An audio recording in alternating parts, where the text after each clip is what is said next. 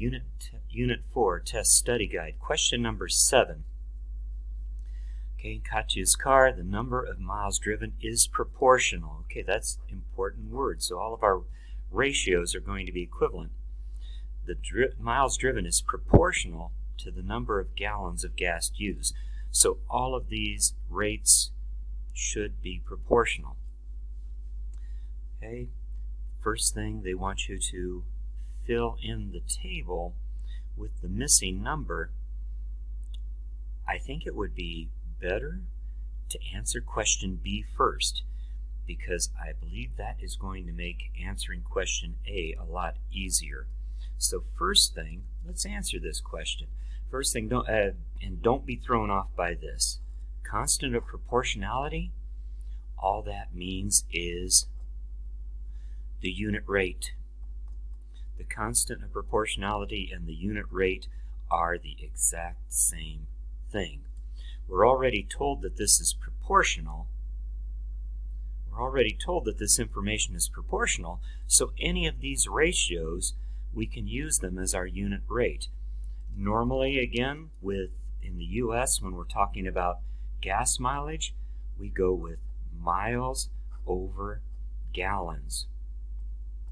So, in this case, I'm going to go with this rate, which is that with 60 miles, it takes 2 gallons, or with 2 gallons you can go 60 miles.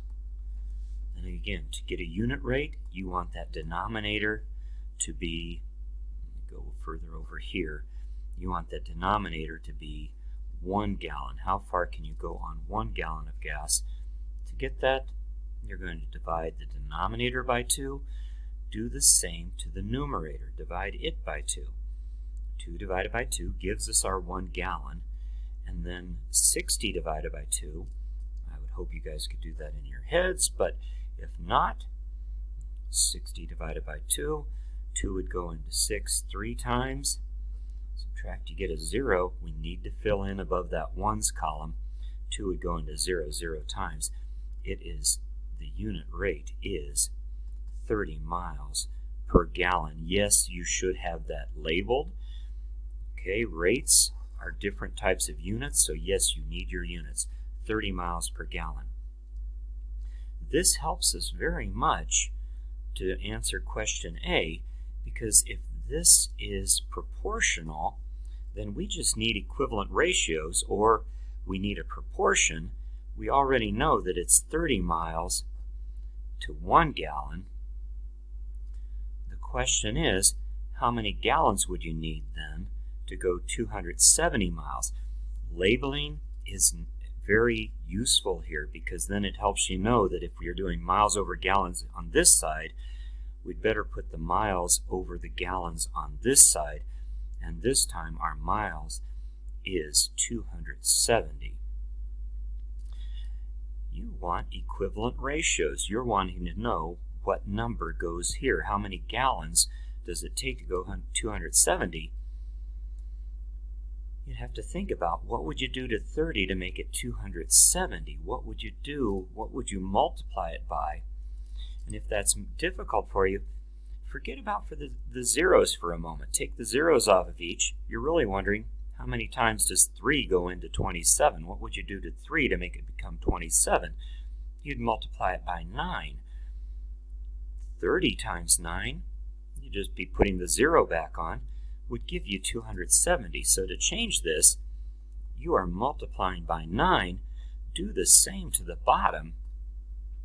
1 times 9, it is going to take 9 gallons of gas. So fill in your table, 9 gallons. All right, problem done. Question number 8. Finding a unit rate, dealing with fractions. Again, my bad. Constant of proportionality, that is the unit rate. Don't get thrown off by the big word. Just, it means the unit rate. So, again, time is normally the independent variable, so you would put it as miles over hours. How far can he walk in 1 hour if in 1/4 of an hour he can walk 3/4 of a mile? You want this to be a unit rate, so you want to know how far does he go in 1 hour. Yeah, something like that. So you're going to divide by 1/4 to make that become 1. Do the same to the top. Divide by 1/4. I'd hope some of you guys would look at that and say right away you know what that's going to be. But if not, handle it as dividing fractions. 3/4 divided by 1/4. You don't really divide with fractions. You multiply by the reciprocal. 3/4, or if you say copy dot flip, 3/4 times the reciprocal, 4/1. Reducing before you multiply is a wonderful thing. 4 and 4 can both be divided by 4. They both become 1s. So you have 3 times 1, which is 3, and 1 times 1, which is 1. 3/1 is 3. His unit rate, or constant of proportionality, and again, yes, you need to label this. It is 3 miles in 1 hour. That is our unit rate. These problems are going quick, so let's see if we can get question 9 done. The cost of pumpkin seeds is proportional, so our unit rate is consistent, or our rate is consistent or equivalent every time. The cost is proportional to the weight, so again, that tells you they're going to want you to put dollars over the cost over the weight. And in this case, 12-ounce bag costs $6. And again, normally when you're doing a unit rate, yes, you put the dollars on top. The amount you spend depends upon how much you're buying. And in this case, you would pay $6 for 12 ounces. The abbreviation for ounces is OZ. So I'm going to use that. And again, you want to know how much does it cost for 1 ounce. So to make this become a 1, you're going to divide by 12. Do the same to the top. You're going to divide by 12 to figure out how many dollars it is. Let me put the equal sign here and a little bit larger. How many dollars it is for 1 ounce. You're going to divide. This is 6 divided by 12. The 6 goes inside, and the 12 goes on the outside. The one on the bottom is the one you're dividing by. The denominator is what you're dividing by.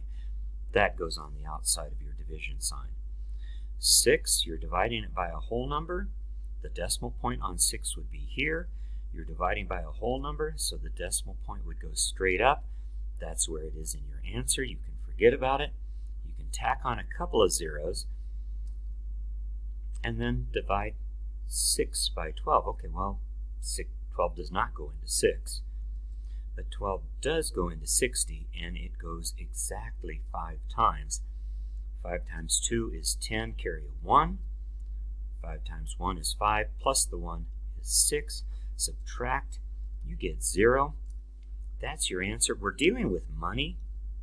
We should go out 2 decimal places because that's how you normally write money, with the dollars and then 2 decimal places for the change or the amount of cents. And so 12 doesn't go into 0, so you would put a 0 here, and it would be 0, and yeah, good enough. 50 cents for 1 ounce. And it is multiple choice, and there it is, 50 cents for 1 ounce.